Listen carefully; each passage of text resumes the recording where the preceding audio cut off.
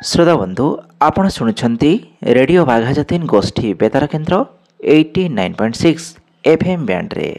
श्रोता बंधु आज हूँ नवेम्बर मास 14 तारीख विश्व मधुमेह दिवस।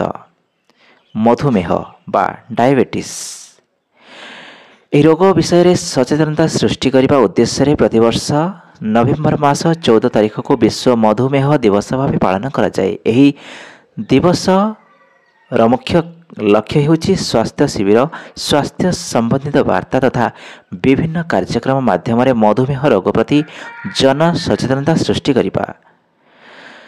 श्रोता बंधु सारा विश्व में मधुमेह रोग एक महामारी रूप ने बसलानी। यह स्लो पॉइजन बा नीरव घातक बोली कह जाए। केवल वयस्क व्यक्ति नुहंती, युवपीढ़ी एपरिक कम बयसर पिला भी यही रोग में कबलित होउछंती।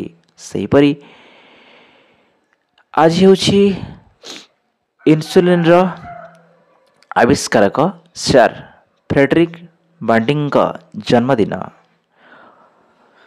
1991 अंतर्जातीय मधुमेह संघ एवं विश्व स्वास्थ्य संगठन मिसी यह दिवस पालन आरंभ करथिले।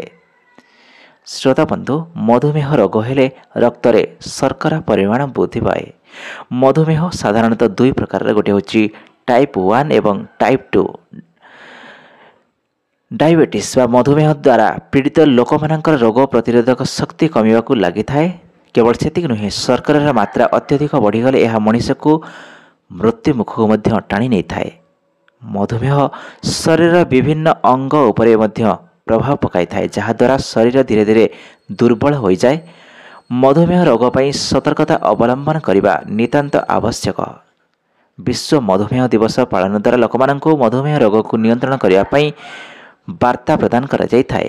मधुमेह रोगर निराकरण पर सामूहिक तथा व्यक्तिगत भाव में कौन करने आवश्यक, यही दिवस सारा विश्व को सचेतनतार वार्ता देता है।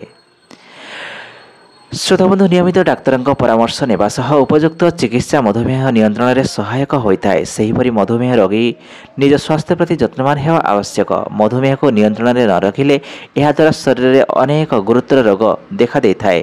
तेबे संतुलित आहार सह नियमित व्यायाम, योग, चलाबुला आदि उपरे दृष्टि देले यह नियंत्रण में आमे रखिपरिबा। चलित वर्ष विश्व मधुमेह दिवसर विषय वस्तु हेउछि ब्रेकिंग बैरियर्स,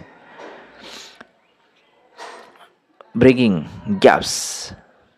श्रोता बंधु आसंतु आमे निजे ए विषय सचेतन हेबा एवं कर्मठ जीवनशैली, परिमित आहार एवं मानसिक सक्रियता द्वारा डायबिटीज को एड़ाई देवा। श्रोता बंधु डायबिटीज लक्षण होछि अधिक भोक लगिबा, अधिक शोष लगिबा, अधिक परिस्रा लगिबा एवं अधिक हालिया लगिबा।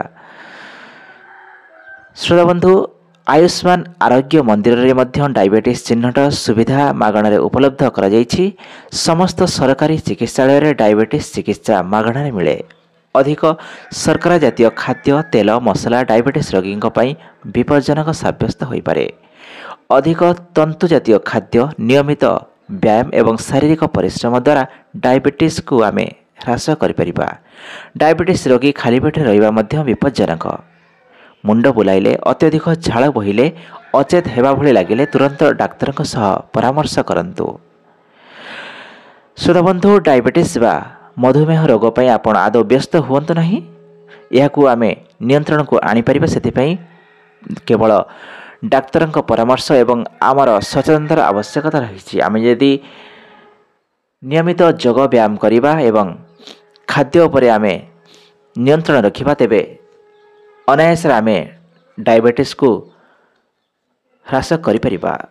श्रोता बंधु